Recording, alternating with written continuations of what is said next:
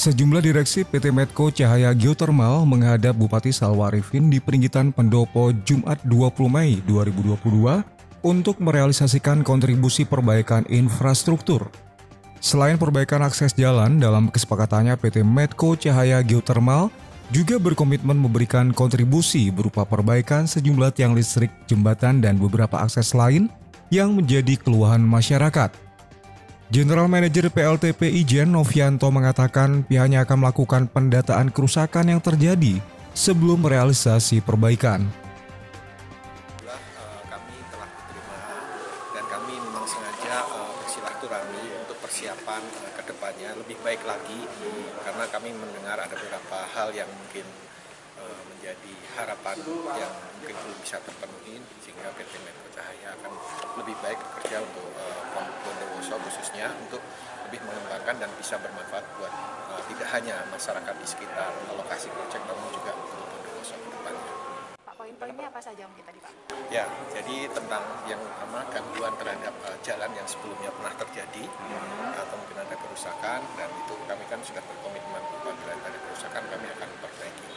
Kami sedang melakukan inventory terlebih dahulu karena secara fisik kan harus dilihat, dan kami akan bekerja sama dengan pihak terkait untuk memastikan kondisi-kondisi jalan tersebut secepatnya akan kita kerjakan setelah kita dapat inventory. Kan mau kita inventory dulu lokasinya di mana, titik-titiknya apa, gitu kan, marka jalannya atau apanya yang pagar-pagar atau seperti apa, kita inventory terlebih dahulu. Mungkin ada target waktu, Pak? Secepatnya akan kita kerjakan. Pak, itu kan yang dikeluhkan bukan hanya jalan ya Pak, ya, oleh masyarakat, tapi juga tiang listrik yang katanya. Nah, apa Pak?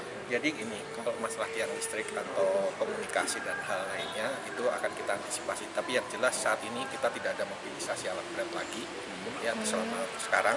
Jadi tidak ada mobilisasi, dan kedepannya kita juga terus menginventori kira-kira tinggi kabel atau tinggi fasilitas yang misalkan di bawah 3 meter atau berapa, kan kita inventory juga. Nanti kami akan bekerjasama dengan pihak terkait, maka dengan perbaikan lebih ditinggikan atau bagaimana supaya tidak ada gangguan misalkan terkait dengan kabel listrik atau telekomunikasi.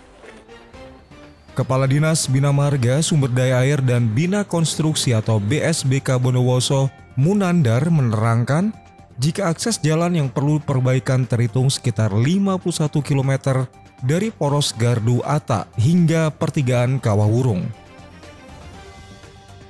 Panjangnya jalan yang dikeluhkan masyarakat dari Poros Gardu Ata sampai Paltuting itu.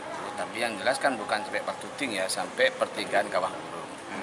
Sampai pertigaan Kawahwurung itu sekitar 51 kilo. Jembatan yang dilewati oleh Medco itu sekitar 8 jembatan. Mulai dari Poros Gardu Ata sampai dengan pertigaan Kawahwurung.